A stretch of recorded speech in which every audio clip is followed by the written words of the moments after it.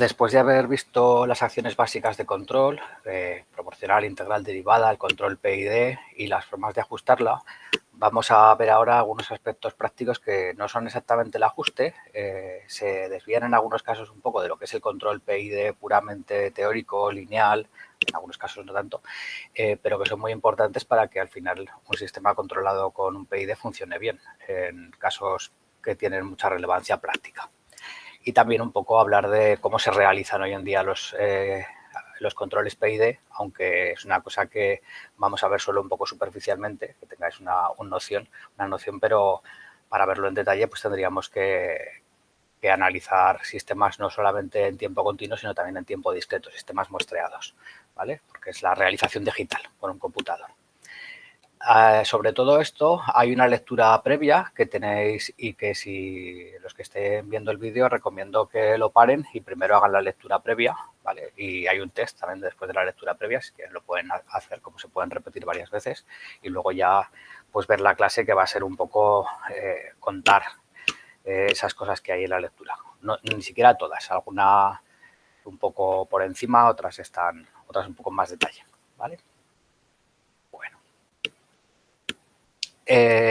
Primero es la forma en la que escribimos el algoritmo PID. Normalmente estábamos viendo cuando hacíamos el ajuste con avance-retraso, pues que un PID era un PI en serie con un PAF, con un proporcional y derivado. Es decir, que teníamos la función de transferencia sería pues 1 más TIS partido entre TIS multiplicado por 1 más TDS partido entre 1 más TD entre NS, ¿vale? Una seguida de la otra. Eso es lo que se llama la forma interactiva o forma serie, ¿vale? Que es la que pone aquí. A ver, un momento. ¿Vale? La forma interactiva es un PI y un PD en serie. Pero la forma más general es poner todo en paralelo, es decir, poner que la acción del regulador escape multiplicado por el error 1 partido entre t sub i s, o sea, 1 partido entre t sub i por la integral del error y luego este bloque que es la derivada del error, la parte de la derivada, la parte del proporcional y derivado. Esta es la forma más general en la que se escribe el PID, que pues eso, que son las partes proporcional, integral y derivada separadas como sumandos, y eso es lo que se llama forma estándar. Los números t sub i y t sub d no son los mismos, en algunos casos se puede cambiar de una forma a la otra, pero los números t sub i y t sub d no son los mismos. Así que hay que tener siempre cuidado de con qué regulador estamos trabajando, si está en forma serie o en forma interactiva. La forma, si está en forma estándar o en forma serie o interactiva. Entonces, es más general la forma estándar, es decir, que hay casos en los que la forma estándar nos daría lugar a un par de ceros complejos conjugados, cosa que en la forma serie no puede pasar. Es decir, que hay casos en los que no se puede pasar de forma estándar a forma serie, pero de forma serie a forma estándar siempre se puede, ¿vale? Para hacer más cómodo la traducción de los parámetros, hay tablas, aparecen en los libros, en los manuales, pero bueno, es simplemente cuestión de despejar, ¿no? Escribir la función de una manera o de la otra, con una los t sub i y t sub d y otra los t sub i y t sub d prima y despejarlos y ya está. Bien, aquí en este regulador hay más cosas que no solamente ponerlo en forma estándar, también está que el error, si os fijáis, en el caso del integral sí que es la referencia menos la salida, es decir, es el error puramente dicho, pero el error proporcional es la referencia multiplicada por b menos la salida y el error derivado es la referencia multiplicada por c menos la salida. Es decir, que hay unas cuentas y el error que se utiliza para la parte proporcional y para la parte derivada no es exactamente el error, sino que está ponderada la referencia. Eso es una cosa primera que vamos a ver ahora enseguida. Y luego otra cosa que tiene es que, bueno, como en muchos casos, el regulador, la acción que puede hacer está limitada. Por ejemplo, puede ser abrir o cerrar una válvula, entonces puede estar 0 totalmente cerrada, 1 totalmente abierta, o pisar un acelerador, que puede estar entre nada pisado, 0%, y pesado a tope, 100%. Entonces, aquí está representada la saturación del actuador, que el actuador no puede hacer cualquier valor, no puede hacer, por ejemplo, no se puede pisar el acelerador más del 100% o menos del 0%. Bien, cuando hay saturación, o bien la propia saturación o bien un modelo de la saturación que pongamos dentro de la función del regulador, a veces, y ahora lo veremos para qué, pues se hace este añadido, que es lo que es la acción que querríamos hacer menos la que hacemos. Esa diferencia entre lo que queremos hacer y lo que hacemos, pues se resta al integrando, de alguna manera, ¿vale? Ahora veremos para qué sirve. También esta construcción de restar algo al integrando sirve para otras cosas que están explicadas en la lectura previa, pero que no voy a detallar, que sería seguir una señal manual que hubiera de acción. Bueno, pues este es, digamos, el esquema así desarrollado de un control PID y vamos a ir viendo las variantes. La primera, bueno, aquí tenéis la forma en que quedaría la función de la acción, proporcional, integral y derivado, ¿vale? Y lo que estaba comentando antes de que el error derivado y el error proporcional no son exactamente el error, que sería R menos I, sino que son una ponderación del error. O sea, una ponderación de la referencia menos la salida. Y es lo primero que vamos a ver como variantes, ¿vale? La ponderación de la referencia se debe a que típicamente las acciones derivadas y proporcional pues nos interesa que sean muy agresivas, es decir, que cuando haya un error que actúen con fuerza, es que tenga la ganancia debería ser grande, pero si hacemos eso, cuando aparece un error porque hemos cambiado la referencia, o sea, estamos en una situación y de repente, que en vez de querer estar en este valor, queremos estar en otro, al cambiar la referencia, esa acción proporcional produciría pues oscilaciones o lo que sea. Y, sin embargo, el error que hay cuando cambiamos de referencia no es lo mismo que el error que aparece cuando hay una perturbación. Es decir, si cambiamos de referencia ya nos imaginamos que en el momento de cambiar va a haber mucho error, ¿no? Estábamos, por ejemplo, en 0 y ahora queremos pasar a 1, pues de repente el error se convierte en 1 instantáneamente. Y no querríamos que la acción proporcional o la derivada, ese cambio brusco del error, digamos, sobreactúen con él, ¿no? Entonces, para evitar esas reacciones excesivas, lo que se hace es que casi siempre la C, lo que pondera la referencia en el caso del control derivado, se hace igual a 0, ¿vale? De manera que no se actúa en función de la derivada de la salida, sino en función de la derivada del error, ¿vale? Y luego también a veces la B, que es la ponderación de la referencia en el proporcional, pues también se puede ajustar entre 0 y 1 en vez de dejarla en 1, ¿vale? ¿Y qué es lo que conseguimos? Pues bueno, aquí vais a ver en este ejemplo lo que se consigue. Este es el control del caso que íbamos mirando normalmente. La línea fina es un control ajustado por Ziegler-Nichols, o sea que ya es bastante agresivo, ya es un control bastante que tiende a anular los errores de perturbaciones y tiende a ser bastante oscilante. ¿Veis? Aquí, pues por ejemplo, cuando aparece una perturbación, pues la hace desaparecer. Cuando desaparece la perturbación, pues vuelve a la normalidad. Y cuando hay un cambio de consigna, pues hace una actuación con una sobreactuación, ¿no? Como hay al principio mucho error, pues incluso satura la acción, intenta hacer, afortunadamente, porque si no la satura aún oscilaría más, ¿vale? Intenta hacer la acción máxima, porque durante un rato, en este caso uno con saturación, ya digo, con limitación de la acción, pues intenta hacer la acción máxima o hace la acción máxima durante un rato porque la constante proporcionalidad pues es alta. Bueno, pues ahora imaginad que además, aunque sea alta, no querríamos que el efecto de las perturbaciones fuera muy más pequeño. Entonces ponemos una ganancia todavía más alta, ¿vale? Entonces, con una ganancia todavía más alta conseguimos que el efecto de las perturbaciones se reduzca, que es la línea gruesa, ¿vale? Pero en el caso de cambiar la consigna todavía empeoramos más la sobrereacción, ¿vale? Y nos vamos a este caso de aquí arriba, ¿vale? Entonces, si ahora hacemos la C igual a 0, es decir, que hacemos la derivada de la salida en vez de la derivada del error, pasamos a esta de aquí, ¿veis? Es decir, que al quitar una parte de la reacción ante el error grande, hemos mejorado bastante la respuesta transitoria. Y si hacemos también la B igual a 0, pasamos a esta de aquí.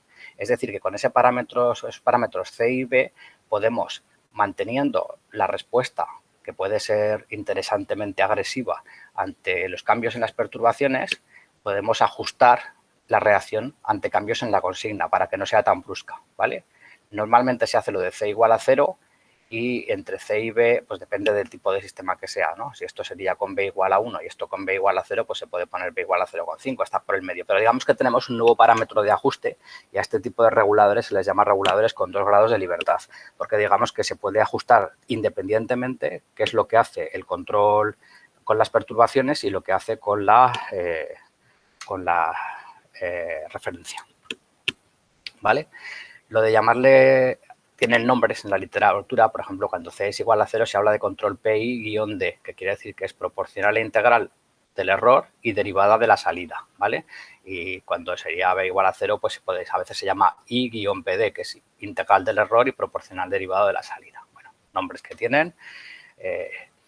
Es un control, el PI-D este de aquí, luego lo comentaré cuando veamos el control en cascada, es equivalente a hacer esto en algunos casos, cuando la variable que se utiliza como variable intermedia en el control de cascada es una particular. Es decir, que este control, PI-D, este sí que es muy útil y es una forma prácticamente, pues la recomendación es que cuando se hace un control PID se haga en esta forma. Es decir, no se derive el error. Si hay cambios en la referencia, que no se derive el error que incluye cambios en la referencia, porque claro, cuando cambiamos la referencia el error aumenta muy de golpe y la derivada suele no tener demasiado sentido. Lo que tiene sentido es atenuar las variaciones de la salida, es decir, que frenar oscilaciones o frenar cambios de la salida, no exactamente actuar cuando hay cambios bruscos del error. Bueno, y el otro fenómeno o un fenómeno muy interesante o muy más que interesante que hay que tener en cuenta en el control PID es qué pasa cuando tenemos acción integral, que es casi siempre, porque casi siempre tenemos que anular un error o el efecto de una perturbación, y el actuador satura. Es decir, que no se puede hacer cualquier acción, ¿vale? O sea, tenemos una acción limitada, por ejemplo, válvula que puede estar abierta o cerrada, y tenemos casos en los que temporalmente haría falta una acción fuera de los límites, es decir, que, por ejemplo, pues queremos llenar rápidamente un depósito y durante un rato querríamos echar mucha agua, más de la que cabe pasar por el caudal, porque tenemos el nivel muy mal. O estamos en un sistema de calefacción, que decía que era una forma interesante de entenderlo, voy a hacer esa, y durante un tiempo limitado hace más frío del que nuestra caldera puede compensar. Es decir, que aunque hemos dimensionado el sistema para que la caldera sea capaz de aportar el calor necesario en los casos peores, pues bueno, nos hemos dejado algún caso, o lo de los casos peores es los casos peores normales, ¿no? Y entonces hay veces que hace más frío del que puede aportar la caldera y aun poniéndola a tope no somos capaces de mantener la temperatura que nosotros desearíamos. Nos tenemos que conformar con una temperatura un poco más baja, ¿vale? Entonces, ¿cuál es el problema si hay control integral? Pues que estamos integrando el error y como, vamos a ver, el caso sería este, ¿no? Por ejemplo, tenemos un sistema de control de temperatura, queremos controlar la temperatura que esté a este valor, a 0, y luego queremos que pase a este, un poco más alta, ¿vale? Y al principio hace mucho frío. Hace tanto frío, tantas pérdidas de calor, que con la calefacción a tope no somos capaces de compensarlas, ¿vale? Tenemos una diferencia. Entonces, ¿qué es lo que va a pasar? Pues que cuando hace mucho frío empezaremos a calentar más, calentaremos a tope, ya no podemos calentar más, ¿vale? Y, bueno, pues como estamos teniendo más pérdidas de calor de lo que entra, pues al final se nos va a quedar la temperatura por debajo de lo deseado, ¿vale? Pero bueno, esto es inevitable si nuestra caldera no da más de sí. O es inevitable si nosotros estamos controlando el coche y vamos cuesta arriba y queremos ir a una velocidad que con la potencia del coche en esa pendiente no hay manera, no llega, ¿vale? O sea, no podemos ir tan rápido. Bien. ¿Qué sucede si hay control integral? Pues que mientras tengamos este error, la integral va a estar creciendo, ¿vale? A medida que pase el tiempo y porque, claro, el control integral lo que quiere es anular el error. Entonces, la integral va aumentando, con lo cual, digamos, el controlador se estaría desesperando. Se dice que se pasa de rosca. Estaría diciendo, haz más acción, más acción, más acción, pero no puede hacer más de la que está haciendo ya, ¿vale?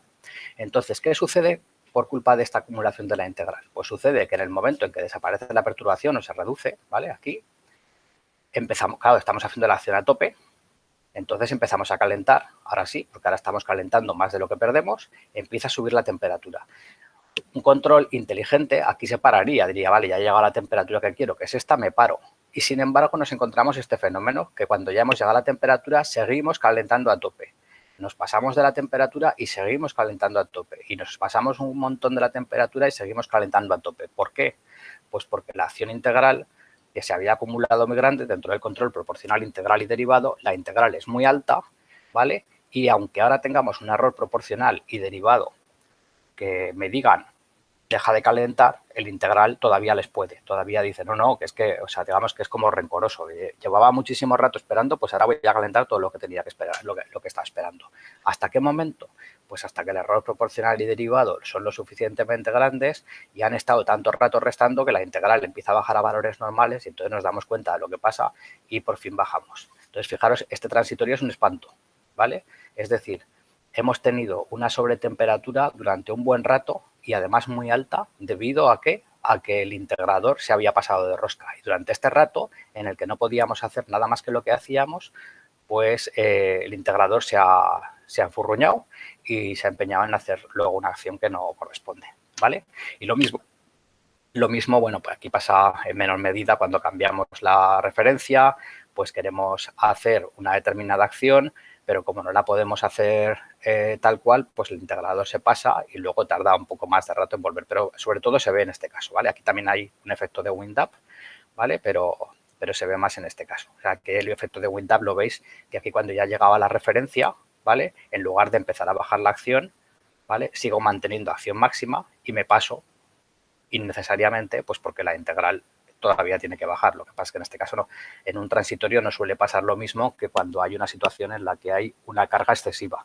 Que la situación de carga excesiva puede durar lo que dure, ¿no? El transitorio normalmente pues tiene una duración limitada.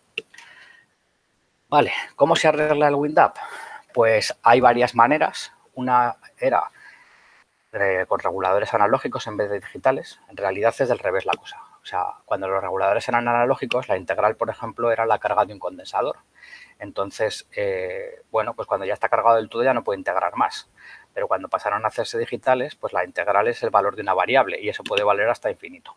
Entonces, una manera de evitarlo, o bueno, de que no sea tan preocupante, sería con reguladores analógicos, pero es un poco chapucera, porque se limita lo que se limite dependiendo de cómo sea el condensador, no es que sea una limitación bien pensada. Otra forma, y lo digo así de pasada, es el algoritmo incremental, porque que esto es una de las variantes que no voy a explicar en mucho detalle, pero la idea es que el PID, en vez de coger y la salida del PID es la acción, la variable manipulada, pues la salida del PID, digamos que la derivamos, en vez de calcular el PID, calculamos la derivada del PID y la salida del regulador es la derivada de la variable manipulada. Entonces necesitamos un actuador que integre. Entonces, esto, ¿qué tipo de actuadores integran? Pues, por ejemplo, los motores. Si a un motor le metemos la velocidad, empieza a moverse, gira, ¿vale? Y la salida es una posición. Entonces, yo tengo un motor que mueve una válvula, la acción la variable manipulada sería la posición de la válvula, ¿vale? Es la posición del motor, pero si el regulador da la tensión al motor, pues lo que está dando es la derivada de la acción, porque está dando la velocidad del motor y no la posición del motor, ¿vale? Bueno, pues cuando tenemos esa situación, cuando el actuador integra y el regulador no, dentro del regulador ya no hay integral porque el proporcional, o sea, el integral al multiplicar todo por S, al hacer todas las derivadas, la integral se convierte en proporcional, la proporcional se convierte en derivada y la derivada en derivada segunda. Ya no hay integral, ¿vale? Y eso es una manera de verlo. Y la otra manera de verlo es que el regulador hará lo que sea, pero en el momento le dirá al motor aumenta la posición, pero cuando el motor llegue al tope de la válvula totalmente abierta o totalmente cerrada ya no se va a mover. Es decir, que la integral, que es la posición del motor, no cambia, no se sigue integrando. Cuando hemos llegado al tope nos quedamos quietos ahí, ¿vale? Estos algoritmos incrementales son bastante útiles y hay veces que los PID se hacen incrementales para varias razones. Esta sería una, la de evitar que el efecto del wind-up, pero hay más razones, ¿vale? O sea, tened en mente que a veces el control PID no se hace absoluto la acción, sino que se hace la derivada de la acción y luego se integra en el actuador, como digo, con un motor, por ejemplo, que mueve una válvula o algo así. Es muy frecuente. Y el último mecanismo es lo que se llama el anti-wind-up por tracking, que es en el esquema de antes hacer la AW, el anti-wind-up, a hacerlo mayor que cero. Vamos a ver el esquema, cómo funciona. Fijaros, vamos a quitar estas rayas. ¿Qué pasa? Si estoy queriendo hacer más acción de la que realmente puedo hacer, porque se me está acumulando valor en la integral, lo que hace esto es la diferencia entre las dos multiplicada por una constante, restarla del integrando, ¿vale? Entonces, ¿qué es lo que intenta hacer un control integral? Al final, en régimen permanente, que su entrada sea cero, ¿vale? Si estamos suponiendo que estoy en una situación en que no, el error por aquí va muy a lo loco, ¿vale? Si yo quiero hacer la entrada a 0, digamos, es como que se me ha desconectado, esto ya está todo el rato integrando y se ha pasado. Entonces, lo que quiero hacer 0 es esto, este término de aquí. ¿Y este término qué es? La diferencia entre lo que quiero hacer y lo que hago. Es decir, que este bucle que hay aquí dentro, este bucle de realimentación auxiliar, lo que va a tender a hacer es que esto sea igual que esto, ¿vale? Para anular el error. ¿Y cómo lo hace? Pues reduciendo el valor de la integral. Es decir, le voy a ir restando al integrando lo que le sobre, de manera que al final la salida del regulador sea la acción que yo puedo hacer. Sé que es un poco difícil de pillar el concepto, porque hay que razonar así de esta forma de los bucles y causalidad, pero un poco intuitivamente que veáis que tiene sentido la idea de que lo que entra a un integrador se tiende a anular. Lo que se quiere anular en este caso es la diferencia entre lo que quiero hacer y lo que realmente hago. ¿Y cómo se anula? Pues reduciendo lo que quiero hacer, ¿vale? Esto es como lo del Principito, ¿no? Cuando decía que si quieres que se ponga el sol a una hora, pues mándale que se ponga a la hora que se pone normalmente. Es decir, si quieres que lo que quiero hacer sea igual a lo que realmente estoy haciendo, pues quiere hacer lo que realmente puedes hacer y no más, ¿vale? Pues esa es la idea del anti-WinDAP. Entonces, veamos cómo funciona. Ahora lo que hace es que, en este caso, pues igual tenemos la perturbación, empezamos a calentar, llegamos al tope, entonces baja la temperatura, empezaríamos a aumentar el error, pero aquí cuando, o sea, la integral, ¿vale? Pero en el momento en que ya no podemos aumentar, la integral, gracias al anti-WinDAP, se ajusta al final a un valor tal que justo la integral más el error proporcional que hay aquí, porque aquí por esta parte hay error derivado, es más lío, pero aquí, digamos, el error proporcional más la parte integral justo me dan esta acción, que es la que estoy haciendo. No me dan más, es decir, la integral no se me ha ido para allá arriba, sino que la integral es lo justo para que añadirle a la parte proporcional lo que le falta para que en total me dé el error máximo, la acción máxima. Y una vez que desaparece la perturbación, pues empieza a bajar la acción inmediatamente, no estoy todo el rato, o sea, en el momento que empiezo a reducir el error, pues empieza a reducir la acción y tiene el transitorio que tenga, ¿vale? Y lo mismo en el caso de cambio de referencia, pues en el caso de cambio de referencia, en vez de aquel sobrepasamiento que había antes, pues ahora lo que tengo es una respuesta transitoria más adecuada, ¿vale? Además creo que este está hecho con el caso de B igual a 0, o sea, con C igual a 0, perdón, ponderación de la referencia. ¿Vale? Ya no tengo ese rato en el que ya había llegado la referencia y seguía haciendo la acción máxima, que ese es el fenómeno que tenéis que estar alertas. Es decir, que cuando uno pone un control PID, se le ha olvidado que existe el fenómeno del WinDAP, o no lo sabe porque nunca se lo han explicado, que es, como es un fenómeno que es una no linealidad, a veces no se explica, pero es que es muy importante. Uno puede saber ajustar al regulador todo perfectamente, pone un control que debería funcionar bien, lo prueba, y cuando hay una condición un poco extrema de que se le ha pedido un cambio de consigna muy grande o que ha aparecido una perturbación durante un rato que es mayor de lo normal, se encuentra con que hay unos transitorios extraños en los cuales cuando ya no tienes error, teóricamente, cuando se supone que ya debería reducir la acción, la mantienes durante un rato, la acción máxima, y eso te hace unos transitorios muy largos. Bueno, pues es muy importante darse cuenta de que eso no es que el ajuste esté mal hecho, no es que haya que cambiar la constante de tiempo integral o la ganancia ni nada, sino que es que hay un problema de WinDAP y hay que atajar ese problema pues poniendo un mecanismo de anti-WinDAP, ¿vale? O sea, quedaros con esa alerta de que y es una situación que pasa muy frecuentemente porque prácticamente todos los controles tienen límites en el actuador porque al final acabamos abriendo, cerrando una válvula, acabamos haciendo cosas que no podemos hacer infinito o menos infinito, podemos hacer en un rango, acciones en un rango determinado. Entonces, si hemos ajustado las constantes y todo de manera que hay veces que nos pasamos del rango porque hemos puesto la constante proporcional un poco grande y a veces va a saturar la acción unos ratos o lo que sea, o porque a veces hay perturbaciones que no podemos llegar a, esporádicas que no podemos llegar a compensar, pues es posible que nos encontremos que el actuador llega a sus topes y aparece este fenómeno, ¿vale? Entonces tenemos que saber reconocerlo y a corregirlo pues poniendo el mecanismo de anti-WinDAP, que al final cuando se programa es una línea de programa, ¿vale? O si es uno comercial, pues es activar una función, que es el anti-WinDAP. Vale. Pero no confundirlo con un problema de ajuste, porque ahí no íbamos a llegar nunca a la solución. ¿Vale? En cuanto a la realización digital, Bueno, pues la manera en que se hace el control PID en realidad, normalmente tenemos un proceso que es analógico, con un actuador que puede ser un motor, lo que sea, un sensor que también me mide la magnitud correspondiente, una velocidad me la pasa a voltios o me la pasa a miliamperios o yo qué sé, lo que sea, ¿no? Esta es la parte, digamos, analógica del sistema. Pero el control, la mejor manera de hacerlo, ya que es manipulación de información y son cuentas derivadas, integrales y cosas por el estilo, pues la mejor manera de hacerla es mediante un algoritmo, con un computador. ¿Qué implica querer hacer el control con un algoritmo? Pues que tenemos que coger las medidas del sensor y medirlas cada tanto tiempo, porque el computador funciona cíclicamente, cada tanto tiempo lee los valores de las variables, hace unas cuentas, calcula las salidas y repite, ¿vale? El algoritmo suele ser repetir cada tanto tiempo cosas, ¿vale? Y no es continuo, no es como un sistema analógico que todo el rato está variando, sino que solamente se comporta, digamos que hace cosas, lecturas, escrituras en momentos discretos del tiempo, y las acciones que calculemos con el algoritmo, pues, por ejemplo, decimos, hay que hacer 5 voltios. Pues hasta que no calculemos la siguiente valor, pues tenemos que pensar de alguna manera de traducir esos 5 voltios dentro de un tiempo, que supongamos un milisegundo o una décima de segundo, porque el periodo con el que se muestrea, el periodo con el que se leen las señales, lo podemos ajustar dependiendo del sistema. Si el sistema es muy lento, pues igual con que leamos las variables una vez cada segundo ya vale. Pero si es muy rápido, pues igual las tenemos que leer cada milisegundo o lo que tiempo que corresponda. ¿Vale? Bueno, pues desde que producimos un valor hasta que producimos el siguiente también hay que seguir dando valor, tenemos que seguir dando acción.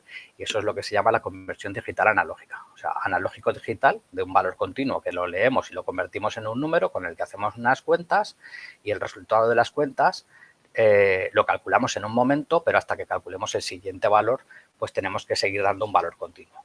Lo habitual es que esto se haga con lo que se llama un bloqueador, es decir, que el valor último que hemos calculado lo mantenemos. No es la única forma, pero es una, ¿vale? Entonces, pues la señal que hace el actuador, en vez de ser una señal suave, pues sería una señal con escaloncitos, ¿vale? Ahora doy un valor, luego otro, ¿vale? Esto sería un poco el resultado de meter un control digital, es que la acción no iba a ser suave, sino que iba a ser a escaloncitos, ¿vale?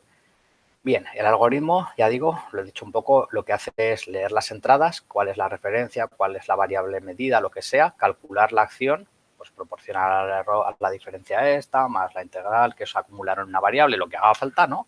Generamos la salida, actualizamos variables, cuánto valía, por ejemplo, el error anterior, porque si tengo que calcular derivadas, pues tengo que comparar el error de ahora con el error de antes y tal. Pues actualizo los valores y ya me espero hasta que acabe el ciclo y cuando acaba el ciclo, al cabo de t, vuelvo a hacerlo otra vez. ¿Vale? Es lo que se llama un algoritmo en tiempo real. Es decir, que no hace las cuentas a su ritmo, más o menos rápido, sino que las hace cumpliendo una especificación de tiempo. Cada t, tengo que hacer leer, calcular, generar y esperar hasta el siguiente t, ¿vale? Bueno, pues el resultado de funcionar de esta manera es que si tuviéramos un control continuo y, bueno, si estamos haciendo el periodo este de muestreo, la velocidad de muestreo es suficientemente rápida, pues si un control continuo haría una señal continua y un control discreto hace escaloncitos. Pero si voy suficientemente rápido, casi no se ve la diferencia. O sea, si esto lo miráis desde muy lejos o entornáis un poco los ojos, pues no vais a poder ver la diferencia entre una señal y la otra, ¿vale? Si os fijáis mucho en el detalle, decís, sí, es verdad. O sea, está por ahí alrededor, pero va a escalones, ¿vale?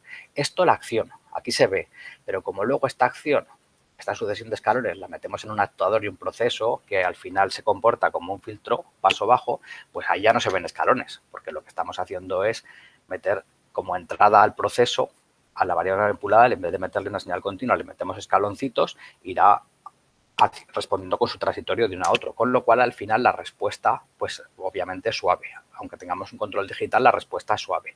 No será exactamente la misma que con un control continuo, porque el control continuo reacciona instantáneamente, ¿no? Continuamente está cambiando la acción, mientras el control discreto la cambia pues a cada tanto tiempo, ¿vale? Entonces, si lo estamos haciendo bien, van a ser muy parecidas, ¿vale? Y esto es una realización digital de un control teóricamente analógico, pero en el que no se nota mucho el efecto.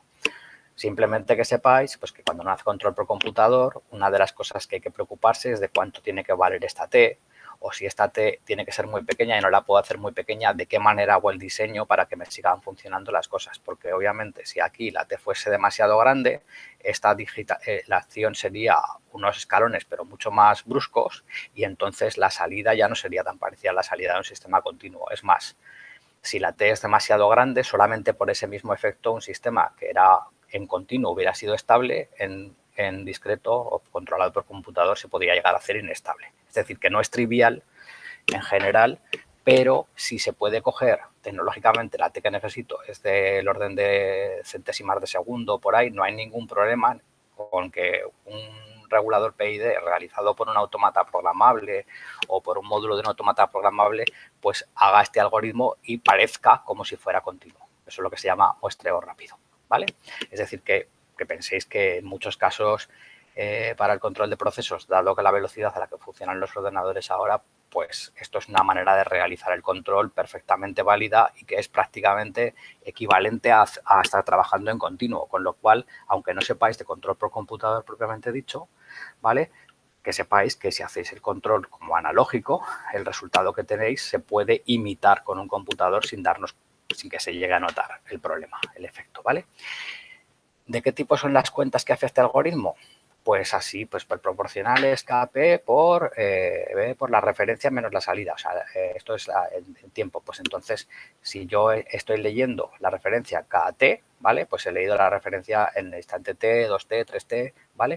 Pues el error, digo, en la parte proporcional en el tiempo K veces T, o sea, en el késimo periodo, pues sería la ganancia por cuánto vale la referencia en el késimo periodo menos cuánto vale la salida en el késimo periodo. O sea, los que he leído, vamos a suponer que késimo periodo es el de ahora, o sea, esto se repite, ¿no? Pues ¿cuánto vale la acción proporcional ahora? Pues KP por lo que vale la referencia ahora multiplicada por B menos lo que vale la salida ahora. La integral, pues la integral lo que tengo que hacer es la integral de ahora es igual a la integral de antes, esto es acumulativo, más unas constantes por el error de ahora, ¿vale? Y la parte derivada, pues la parte derivada yo la aproximo la derivada con diferencias, lo que al final, bueno, esto ya está desarrollado, ¿no? Pero la idea es que yo aproximo la derivada como la diferencia entre el valor de ahora y el de antes partido entre el periodo, entre la separación de los dos, ¿no? Entonces, a partir de esa aproximación, pues digo, la derivada ahora es una cosa que tiene que ver con cuánto era la derivada antes, más unos términos que es cosas que tienen que ver con la salida ahora y la salida de antes, ¿vale? Porque va a ser la derivada, diferencias entre la salida de ahora y la de antes, ¿vale? Es lo que se me parecen a la derivada, ¿vale? Ya digo, esto, por ejemplo, en el libro de Astron lo tenéis desarrollado, aquí tenéis las formulillas puestas, lo podéis encontrar en muchos sitios, pero simplemente lo que quería destacar es que el control PID realizado por computador, pues no es más que un algoritmo que es muy cortito, ¿vale?